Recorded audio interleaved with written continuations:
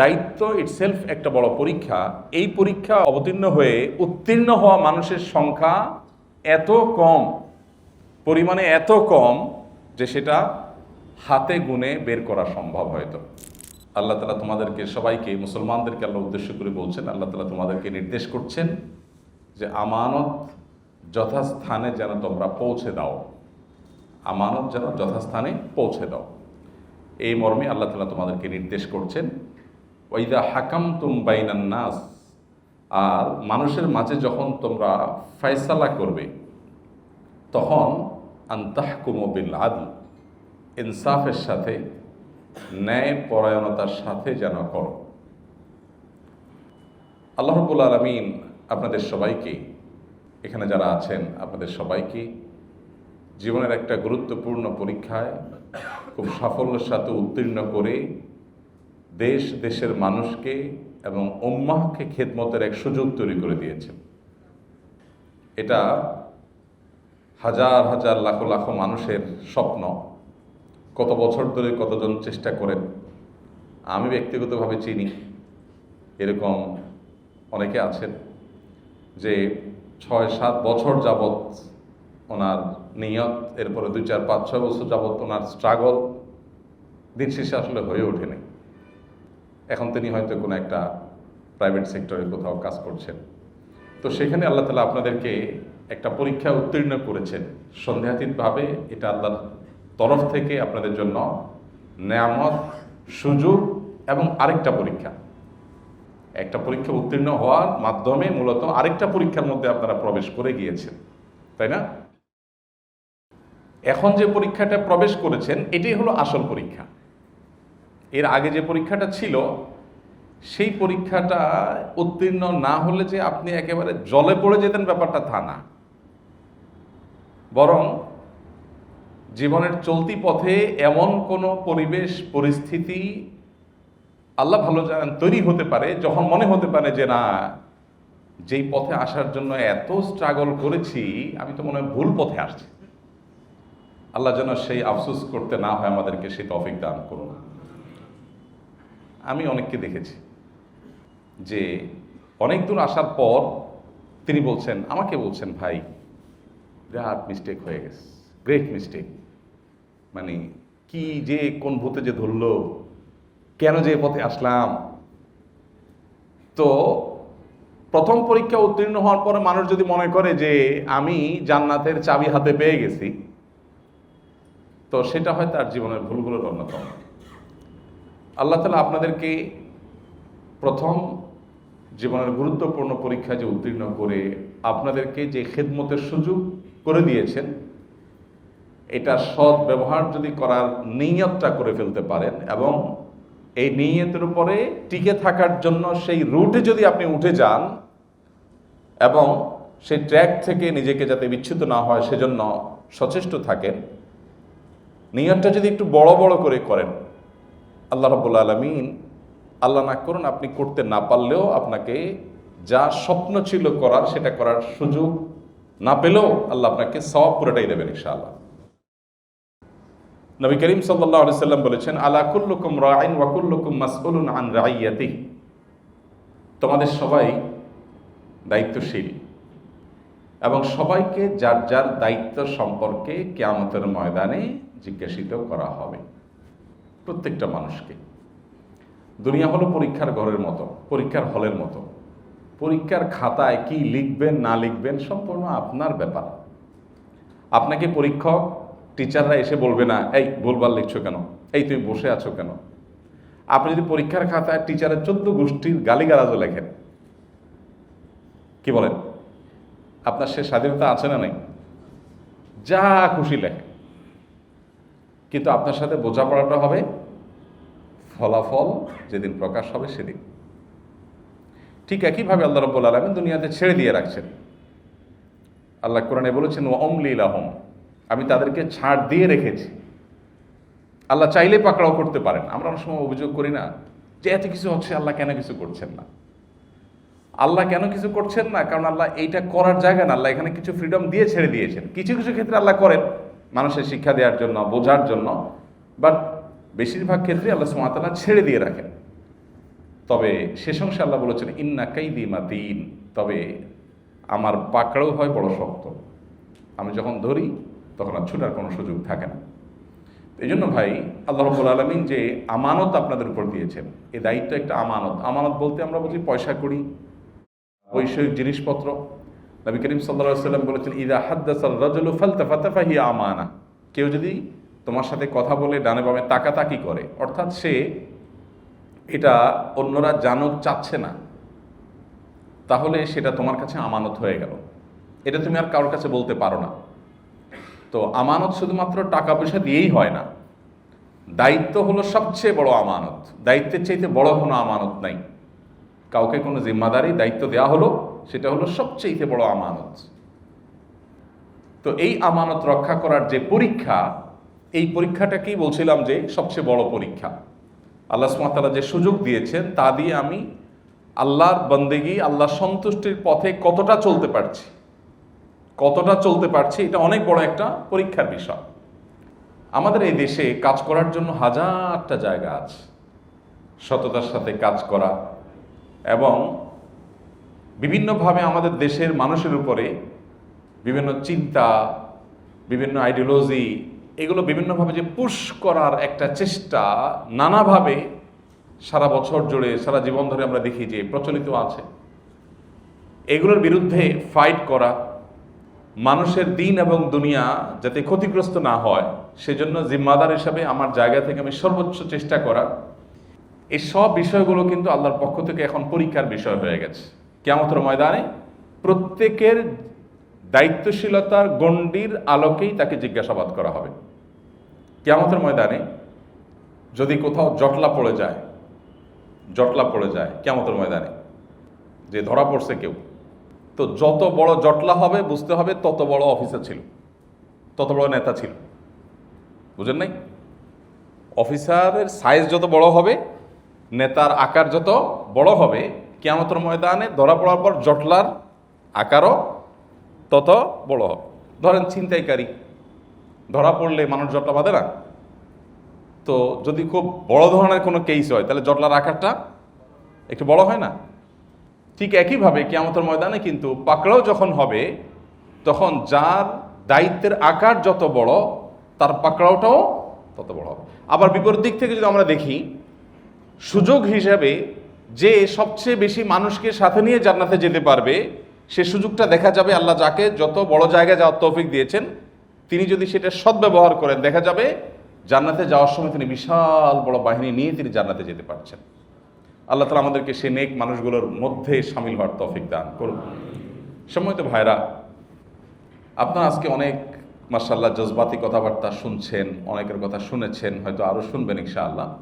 আপনাদের মধ্যে একটা প্রেরণা হয়তো তৈরি হয়েছে, হবে, কিন্তু এই প্রেরণাটা ধরে রাখাটা বড় কঠিন কাজ, বড় কষ্টের কাজ।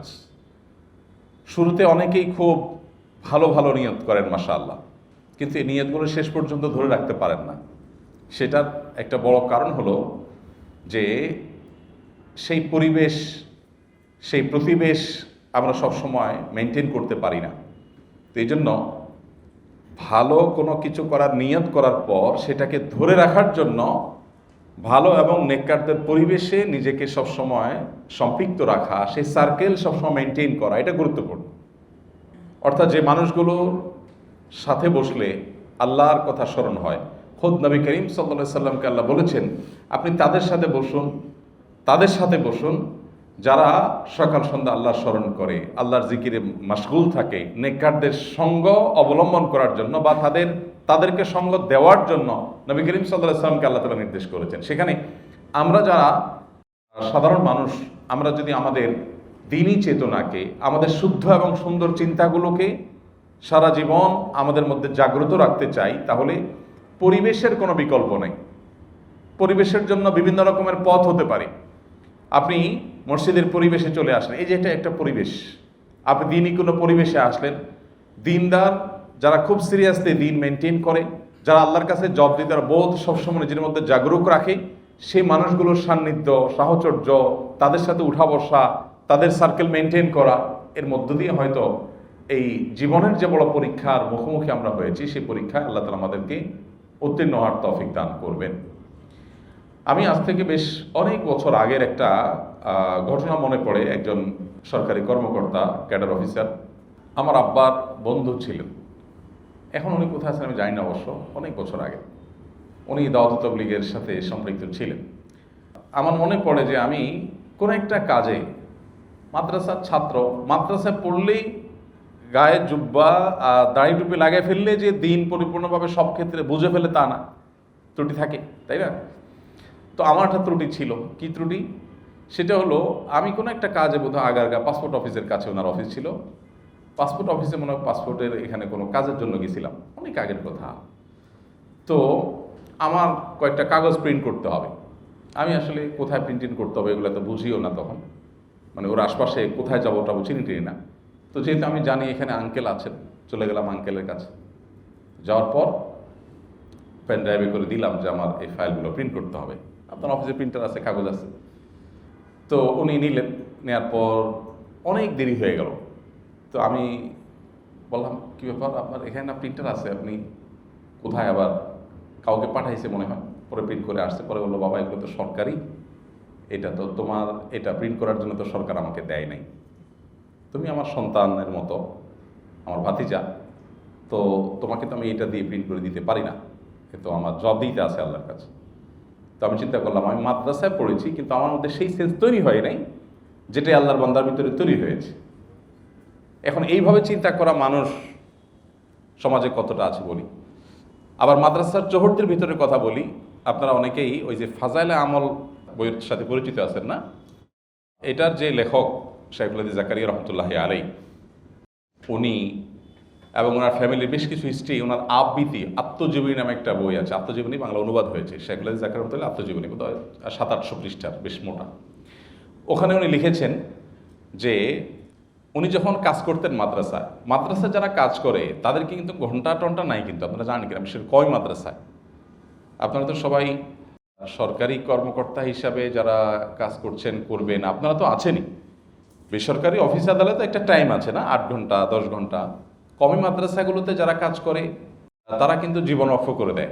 একইভাবে যে তবলিগ জামাতে আরও বিভিন্ন সেক্টর, দাওয়াতি সেক্টরে দেখবেন যারা কাজ করে তাদের কোনো ঘন্টা টন্টা আছে? তবলিগ জামাতে কাকাল থেকে একটা টিম আসছে, তাদের 9টা to 5টা ডিউটি শেষ হয়ে গেছে, এখন তারা চলে গেছে, টাইম শেষ, এখন এরকম কোনো ইয়ে আছে? কাজ শেষ করার আগ পর্যন্ত তারা কাজ করে, তাই না? মাদ্রাসাগুলোতে সেটাই অলমোস্ট, যেখানে পুরা জিন্দিগি দিয়ে দিতে হয়, কোনো টাইম বলতে কিছু নাই, সেখানে পর্যন্ত শাইখুল হাদিস জাকারিয়া রহমতুল্লাহ যখন কাজ করতেন, ওনার টেবিলে একাধিক কলম থাকতো। ব্যক্তিগত কোনো কিছু লিখতে হলে একটা কলম দিয়ে লিখতেন, ওটা ব্যক্তিগত ছিল, আর মাদ্রাসার কলম দিয়ে মাদ্রাসার যে অফিসিয়াল কাজকর্ম সেগুলো তিনি করতেন। তো আলহামদুলিল্লাহ, আমি যেটা বলছিলাম যে দায়িত্ব ইটসেলফ একটা বড় পরীক্ষা। এই পরীক্ষা অবতীর্ণ হয়ে উত্তীর্ণ হওয়া মানুষের সংখ্যা এত কম, পরিমাণে এত কম যে সেটা হাতে গুনে বের করা সম্ভব হয়তো। তো আল্লাহ তাআলা আপনাদেরকে যে সুযোগ দিয়েছেন, একই সঙ্গে যে পরীক্ষায় আল্লাহ তাআলা আপনাদেরকে ফেলেছেন, এই পরীক্ষায় উত্তীর্ণ হওয়ার জন্য সবচেয়ে বড় প্রেরণা হবে কোরআন এবং সুন্নাহ। সারা জীবন যদি এই দুটিকে ধারণ করে রাখতে পারেন, তাহলে ইনশাআল্লাহ এই পরীক্ষায় আপনি উত্তীর্ণ হতে পারবেন, আপনি বিচ্যুত হবেন না। আপনাকে যদি সবসময় কোরআন গাইড করে, আপনাকে যদি সবসময় হাদিস গাইড করে, এবং সেজন্য আপনি কোরআন এবং হাদিস পড়ার চেষ্টা করেন, বোঝার চেষ্টা করেন, ইনশাআল্লাহ বিইذনিল্লাহ আল্লাহ তাআলা আপনাকে এই পরীক্ষায় অন্তত উত্তীর্ণ হওয়ার তৌফিক দান করবেন। আমাদের একটা বড় সমস্যা হলো, আমরা বাংলাদেশের মুসলমানরা দিনটা বোঝার চেষ্টা, মিনিমাম যে যতটুকু না বুঝলে নয়, যতটুকু না জানলে নয়, এতটুকু জানার চেষ্টাটুকু আমরা করি না। অনেকে আছেন 5 ওয়াক্ত নামাজ নিয়মিত পড়েন মাশাআল্লাহ, কিন্তু দিনের একেবারে বেসিক বিষয়গুলো তিনি জানেন না। তিনি সব বিষয়গুলো শুধুই ওলামা একরাম কি বলছেন সেই বিষয়টার উপরে ডিপেন্ড করে, অর্থাৎ তাদের মুখের দিকে তাকিয়েই থাকেন। নিজে কোনো কিছু বোঝার চেষ্টা, জানার চেষ্টা খুব বেশি মানুষ আমরা করি না। বিশেষ করে আমাদের সাবকন্টিনেন্টে এই জিনিসটা খুব গভীরভাবে বদ্ধমূল হয়ে আছে।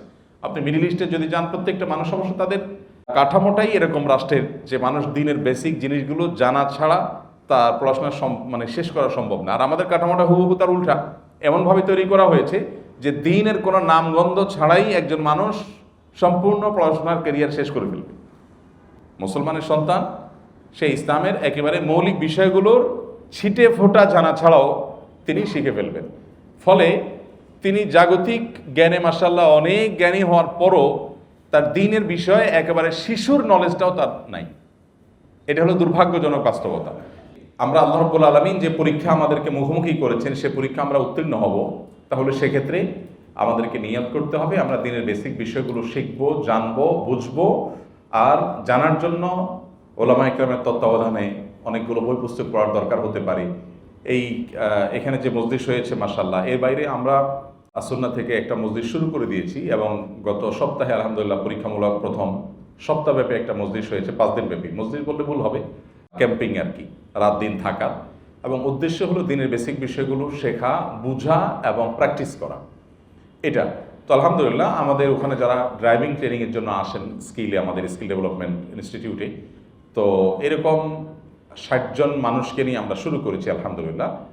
উদ্দেশ্য হলো তাদেরকে দিনের বেসিক বিষয়গুলো শেখানো, বোঝানো এবং প্র্যাকটিস করানো, এই 3টা জিনিস। আলহামদুলিল্লাহ আমার কাছে অন্তত মনে হয়েছে, গতকাল সকালে ওনাদের বিদায় ছিল, সেখানে আমার কাছে মনে হয়েছে যথেষ্ট উপকৃত তারা হয়েছে।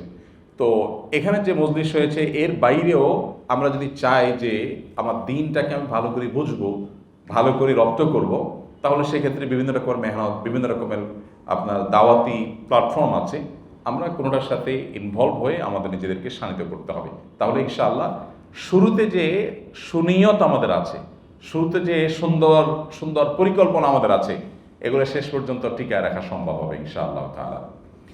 আর বিবাহিত কারা কারা আছেন একটু হাত তুলবেন মেহরবানি করে। ও সবই তো বিবাহিত অলমোস্ট, মাশাআল্লাহ। ও তাই তো আপনাদের অলমোস্ট হাত থেকে বল চলে গেছে, মানে এখন তো আর, মানে আমি যেটা বলতে চাইছি ওই সুযোগ খুব বেশি এখন আর নাই। যারা করেন না তারা একটু হাত তোলেন মেহরবানি করে। ও এটাও তো সংখ্যা কম না, মাশাআল্লাহ মাশাআল্লাহ। ঠিক আছে, অলমোস্ট 50-50 মনে হচ্ছে, মাশাআল্লাহ মাশাআল্লাহ।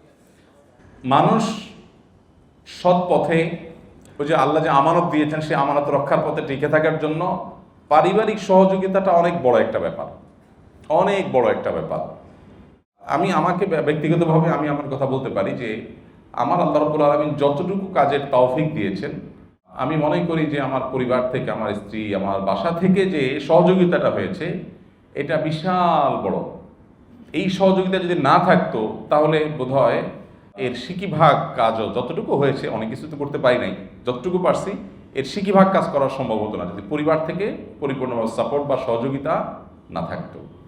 তো এই জিনিসটা অনেক গুরুত্বপূর্ণ।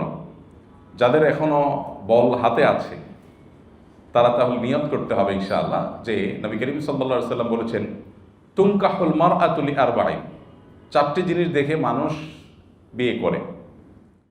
লিমালিহা, মেয়ের পরিবারের অর্থনৈতিক অবস্থান এটা বিবেচনা করে, ওয়ালি জামালিহা, রূপ সৌন্দর্য এগুলো দেখে, এবং ওয়ালি হাসাবিহা, সামাজিক মর্যাদা, ভাবসাব, স্ট্যাটাস এগুলো দেখে, ওয়ালি দীনিহা, আর কিছু মানুষ দিনদারিতা দেখে বিয়ে করে।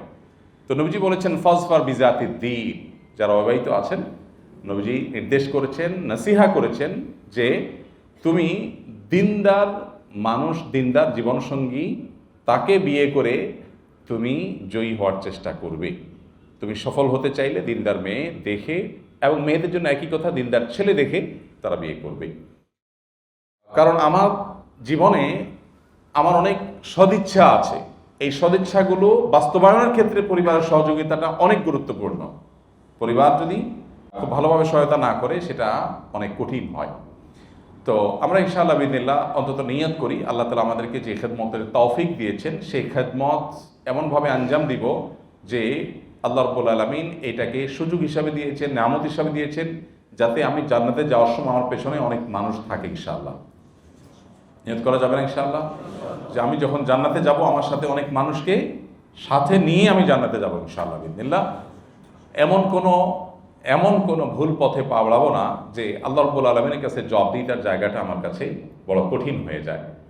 এটার জন্য আমরা পাক্কা নিয়ত করব। আর নিয়ত অনুযায়ী চলার জন্য বলেছিলাম, 1 নম্বর হলো দিনটা বোঝার জন্য হয় ওলামায়ে কেরামের তত্ত্বাবধানে কিছু পড়াশোনা করতে হবে, আরও ভালো হয় ওলামায়ে কেরামের সোহবতে, সান্নিধ্যে থেকে, সাহচর্য থেকে দিনের বেসিক বিষয়গুলো শিখতে হবে, বুঝতে হবে, এবং সেই সাথে সারা জীবনের জন্য দিনই একটা সার্কেল মেনটেন করে চলতে হবে, যেই সার্কেল মেনটেনের ফলে আমার ওই চেতনা, আমার ওই জজবা, ওইটাকে ধরে রাখাটা সম্ভবপর হবে। আর তৃতীয়ত বলেছিলাম পারিবারিক সহযোগিতারা, যারা বিয়ে করেছেন তাদের, যাদের বল হাত থেকে ছুটে গেছে, তাদের এখন করণীয় কি? তাদের করণীয় হলো পরিবারকে পরিপূর্ণভাবে দিনদার বানানো, পরিবারকে এমনভাবে গড়ে তোলা যে পরিবার, তাদের টার্গেট হবে জান্নাত, নিজের টার্গেটও হবে জান্নাত, পরিবারের টার্গেটও হবে জান্নাত। পার্থিব বৈষয়িক বিষয়গুলো তাকে কোনোভাবে বিচ্ছেদ করবে না, ভুল পথে নিবে না, সঠিক পথের উপর রাখবে। আল্লাহ তাআলা আমাদেরকে সেই তৌফিক দান করুন। ভাইরা আমার, আল্লাহ রাব্বুল আলামিন আপনাদেরকে যেই যে কাজের, যেই যে জায়গায় কাজের তৌফিক বা সুযোগ দিয়েছেন, দিচ্ছেন, বা সামনে বাকি জীবনে ইনশাআল্লাহ দিবেন, এই জায়গাগুলোতে থেকে আল্লাহর দ্বীনকে সার্ভ করার অনেক বড় দায়িত্ব আপনাদের আছে। আমাদের দেশে কাঠামোগতভাবে ইসলামকে দমায় রাখার, চাপায় রাখার, মানুষকে ইসলাম থেকে বিচ্ছিন্ন করবার হাজারটা আয়োজন আছে, এটা আপনারা আমার চাইতে ভালো জানার কথা। অত্যন্ত পরিকল্পিতভাবে ইসলাম থেকে মানুষকে দূরে সরাবার, অথবা মুসলিম সংখ্যাগরিষ্ঠ দেশে দ্বীন মুসলিমরা চর্চা করবে, তাদের সে অধিকারটুকু পরিপূর্ণভাবে তারা ভোগ করার সুযোগ যেন না পায়। হাজারো পথে হাজারো বাধা বিভিন্ন জায়গায় আছে। তো এই জায়গাগুলোতে আল্লাহ রাব্বুল আলামিনের কাছে জবাবদিহিতা বিশাল জায়গা তৈরি হয় যে আমি আমার যতটুকু সুযোগ আসলো সেই সুযোগটা ব্যবহার করে আমি কি করলাম দ্বীনের জন্য, উম্মার জন্য, মানুষের দ্বীনি চেতনা তৈরি করবার জন্য আমি কি করলাম। আমি যেটাকে অন্যভাবে দেখি, যদি আপনি এই দেশের মানুষকে আসলে ভালো করতে চান, এদেশে মানুষের কল্যাণ পৌঁছাতে চান, তাহলে শুধু এদেশের না, গোটা দুনিয়ার যে কোনো মানুষের জন্য প্রযোজ্য, তাকে দ্বীন দেওয়াটা হবে সবচেয়ে বড় উপকারী কাজ। নবী করিম সাল্লাল্লাহু আলাইহি ওয়াসাল্লাম বলেছেন, আহাব্বুন নাসি ইলাল্লাহি আনফাহুম লিন-নাস, মানুষের মধ্যে আল্লাহর কাছে সবচেয়ে প্রিয় মানুষ হলো সেই মানুষ যে মানুষ মানুষের সবচেয়ে বেশি উপকারে আসে। আর একজন মানুষকে দিনদার করে দেওয়া, আল্লাহর সাথে পরিচয় করিয়ে দেওয়া, জান্নাতমুখী করে দেওয়া, এর চাইতে বড় উপকারিতা আর কিছু হতে পারে না। তো আপনাদের সেই জবাবদিহিতার জায়গাটা আল্লাহর কাছে যেন পরিষ্কার থাকে, আপনারা নিশ্চয়ই সেই দিকটা খেয়াল রাখবেন। আর যে নিয়তগুলো এখানে করছেন, মাশাআল্লাহ, অনেক ভালো ভালো আলোচনার পর সে নিয়তগুলোর উপর নিজেকে অটল রাখবার জন্য যে কাজগুলো বললাম, এই কাজগুলো নিয়মিত করে যাওয়া, এবং এই রকম মজলিস নিয়মিত হওয়া দরকার। সেটা মাসে, 2 মাসে রিচার্জ হওয়া দরকার, এবং শুধু একা না, পরিবার সহ হওয়া দরকার। সেক্ষেত্রে প্যারালালি আগানো যায়। আর না হলে দেখা যায় যে একজন একদিকে টানে পরিবার, আরেকজনে আরেক দিকে টানে, তখন দেখা যায় যে গন্তব্যে পৌঁছাটা কঠিন হয়ে যায়। তো পরবর্তী আমরা অবশ্য আসন্না থেকে প্ল্যান করছি ইনশাআল্লাহ, ফ্যামিলি সহ প্রোগ্রাম কীভাবে করা যায়, মাস্টারাত সহ। হয়তো খুব বড় পরিসরে করা কঠিন হবে, আস্তে আস্তে আমরা সেদিকে যাওয়ার চেষ্টা করছি। আলহামদুলিল্লাহ, আরও অনেক দাওয়াতি আয়োজন আছে, অনেক দাওয়াতের মেহনত বাংলাদেশে প্রচলিত আছে। আলহামদুলিল্লাহ, আমরা ইনশাআল্লাহ সেগুলোর সাথে যদি জুড়ে যাই, আল্লাহর উপর ভরসা করে বলতে পারি আমরা সেফ হয়ে যাবো ইনশাআল্লাহ, অনেকখানি নিরাপদ হয়ে যাবো ইনশাআল্লাহ। আর যদি আমি একা একা মনে করি যে আমি আমার সঠিক জায়গায় টিকে থাকতে পারবো, সেটা আসলে সম্ভবপর হয় না। ইয়াদুল্লাহি আল জামাআহ, আল্লাহ রাব্বুল আলামিনের সহযোগিতা থাকে হলো জামায়াতের সাথে, অর্থাৎ মানুষ যখন সম্মিলিতভাবে থাকে, সবাই যখন ঐক্যবদ্ধ প্রচেষ্টা করে, তখন আল্লাহ তাআলার সহযোগিতা সেখানে থাকে। একাকী আসলে মানুষ চলতে পারে না, এবং আল্লাহ তাআলার সাহায্য সহায়তা থাকে না। আল্লাহ রাব্বুল আলামিন আপনাদেরকে যে পরীক্ষা উত্তীর্ণ করেছেন, এখন আসল পরীক্ষা শুরু হয়ে গেছে। সেই পরীক্ষা উত্তীর্ণ হওয়ার চ্যালেঞ্জ নিতে হবে ইনশাআল্লাহ। কখনো জীবনে এমন কোনো কাজ করা যাবে না যেটাতে আল্লাহ তাআলা অসন্তুষ্ট হন। আল্লাহর অসন্তুষ্টিটা হলো মূল। আমাদের দেশের সততার যে ডেফিনেশন দেওয়া হয়, বা আমরা সাধারণত সততার যে ডেফিনেশন শুনে থাকি, বলে থাকি, এর ঊর্ধ্বে উঠে একজন ইমানদারের কাছে সততার ডেফিনেশন হলো আল্লাহ রাব্বুল আলামিন যে কাজ করলে সন্তুষ্ট হবেন সেটাই হলো সততা, আর যে কাজে আল্লাহ তাআলা অসন্তুষ্ট হবেন সেটাই হলো অসততা। কারণ আল্লাহ রাব্বুল আলামিনই মূলত বান্দার লাভ, ক্ষতি, কল্যাণ, অকল্যাণ, এটা তিনি মূলত বুঝেন। তিনি সৃষ্টিকর্তা, তিনি জানেন আমাদের জন্য কোন পথে কল্যাণ, কোন পথে অকল্যাণ। আমি যেটাকে ভালো মনে করছি সেটার গন্তব্য, সেটার শেষ মাথায় খারাপ কিছু অপেক্ষা করতে পারে। এই জন্য জিন্দেগিটা আল্লাহ তাআলার জন্য ওয়াকফ করে দেওয়া। আল্লাহ বলেছেন যে কুল ইন্না সলাতি ওয়া নুসুকি ওয়া মাহইয়ায়া ওয়া মামাতি লিল্লাহি রাব্বিল আলামিন। ইব্রাহিম আলাইহিস সালামকে বলেছিলেন যে আপনি বলে দিন যে আমার সালাত, আমার হজ, কুরবানি, আমার জীবন, আমার মরণ সব কিছু আল্লাহর উদ্দেশ্যে নিবেদিত।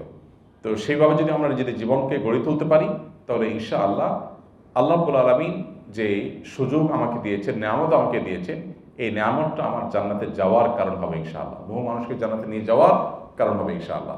নবী করিম সাল্লাল্লাহু আলাইহি সাল্লাম তিনি যখন মদিনা রাষ্ট্রের দায়িত্ব পেয়েছেন, মদিনার মানুষের সেবা করার সুযোগ পেয়েছেন, সাহাবীদের মধ্যে যখন অনেকে এই দায়িত্ব পেয়েছেন, তারা এমনভাবে দায়িত্ব পালন করেছেন যে পৃথিবীর ইতিহাসে সততা বলুন, আক্ষরিক অর্থে যে সততা সেটা বলুন, আর সার্বিক বিচারে তাদের যে কার্যক্রমের গ্রহণযোগ্যতা বলুন, সেটা পৃথিবীর ইতিহাসে আজও রোল মডেল হয়ে আছে। ওমর রাদিয়াল্লাহু আনহুর শাসনামল বলুন, সাহাবা ইকরামের মধ্যে মুআয ইবনে জাবাল রাদিয়াল্লাহু তাআলার কথা বলতে পারি, আরও সাহাবার মধ্যে আবু মুসা আশআরী রাদিয়াল্লাহু তাআলার কথা বলতে পারি। ওনাদেরকে নবী করিম সাল্লাল্লাহু আলাইহি ওয়াসাল্লাম দায়িত্ব দিয়ে, বিশেষ করে এই দুইজনকে, আবু মুসা আশআরী এবং মুআয ইবনে জাবাল রাদিয়াল্লাহু তাআলা আনহুমা, এই দুইজনকে নবী সাল্লাল্লাহু আলাইহি ওয়াসাল্লাম দায়িত্ব দিলেন, তোমরা ইয়েমেনে যাও।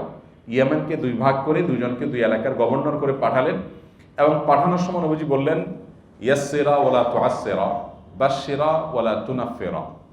তোমাদের দুইজনকে আমি উপদেশ দিচ্ছি, নবীজি বলেছেন যে তোমাদের দুইজনকে আমি উপদেশ দিচ্ছি, তোমরা সেখানে যাবে, মদিনা থেকে তোমরা যে জজবা নিয়ে যাচ্ছ সে এলাকায় যাবে, মানুষ নতুন ইসলামে এসেছে এবং সম্পূর্ণ নতুন এলাকা, সেখানে মানুষকে সবসময় সহজ করে দেওয়ার চেষ্টা করবে, মানুষের উপরে কঠোরতা আরোপ করবে না, এবং সবসময় মানুষকে পজিটিভ কথা বলবে, সুসংবাদ দিবে, মানুষকে খুব বেশি ভীত সন্ত্রস্ত করে ফেলবে না। মানে ইসলামটার উপরে বা মুহাম্মদ সাল্লাল্লাহু আলাইহি ওয়াসাল্লামের প্রতিনিধি হিসাবে তুমি একেবারে এমন পরিবেশ তৈরি করলা যে মানুষ আতঙ্কগ্রস্ত হয়ে গেল, এটা যেন না হয়। নবী করিম সাল্লাল্লাহু আলাইহি ওয়াসাল্লাম তাদেরকে আরো অনেকগুলো উপদেশ দিয়েছেন, অবশ্য বলেছেন তুমি সেখানে যাচ্ছ এবং যারা অমুসলিম তাদেরকে তুমি দাওয়াত দিবে প্রথমে ইসলামের, যদি তারা ইসলাম গ্রহণ করে তারপর তাদেরকে ৫ ওয়াক্ত সালাতের আল্লাহর নির্দেশের কথা পৌঁছে দিবে, এরপর তাদেরকে যাকাতের নির্দেশনা দিয়ে দিবে। নবী করিম সাল্লাল্লাহু আলাইহি ওয়াসাল্লাম সুনির্দিষ্ট কিছু নসিহা করে তাদেরকে বিদায় দিয়েছেন। আজও এই সমস্ত অঞ্চলগুলো যেগুলোতে নবী সাল্লাল্লাহু আলাইহি ওয়াসাল্লামের সেই সাহাবীরা গিয়েছেন এবং তারা নবী আলাইহিস সালামের শাসন আমলে তার দায়িত্বপ্রাপ্ত হিসাবে সেখানে দায়িত্ব পালন করেছেন। আপনি চিন্তা করুন যে ১৫০০ বছর প্রায় চলে গেল, প্রায় ১৫০০ বছর চলে যাচ্ছে, এত দিন পরেও এখনো পর্যন্ত তারা অমর হয়ে আছে, তাদের কীর্তি অমর হয়ে আছে, তাদের মধ্যে যে ইমানি চেতনা তাদেরকে এরকম অমর করেছে, সেই ইমান আমাদের মধ্যেও আছে। দুর্ভাগ্য যে আমরা সেই ইমানকে সেভাবে নার্চার করতে পারি নাই, ইমানকে সেভাবে শক্তিশালী করতে পারি নাই, আমলকে সেভাবে শক্তিশালী করতে পারি নাই। এই জন্য ভাই, আল্লাহর কাছে সবচেয়ে বড় বিষয় হলো জবাবদিহিতার বোধ। আল্লাহর কাছে জবাবদিহিতার বোধটা আমাদের মধ্যে জাগ্রত থাকা। আল্লাহ তাআলা আমাদেরকে সেটাকে আজীবন জাগিয়ে রাখার তৌফিক দান করুন। আমরা যাই করি না কেন, যতদূর যাই না কেন, আল্লাহর কাছে জবাবদিহিতার জন্য পরিষ্কার থাকে। আমার প্রতিটা সিগনেচার, আমার প্রতিটা কাজ, এটা থেকে আল্লাহ সন্তুষ্ট হবে নাকি অসন্তুষ্ট হবে, এই যোগ বিয়োগটা যেন আমার মধ্যে সবসময় থাকে, এবং এই চেতনা জাগিয়ে রাখবার জন্য নিজের মধ্যে সেই পরিবেশে, সেই সার্কেলে যেন আমি নিজেকে রাখতে পারি। আল্লাহ আমাদেরকে তৌফিক দান করুন। আস-সুন্নাহ ফাউন্ডেশন, উম্মার স্বার্থে সুন্নাহর সাথে।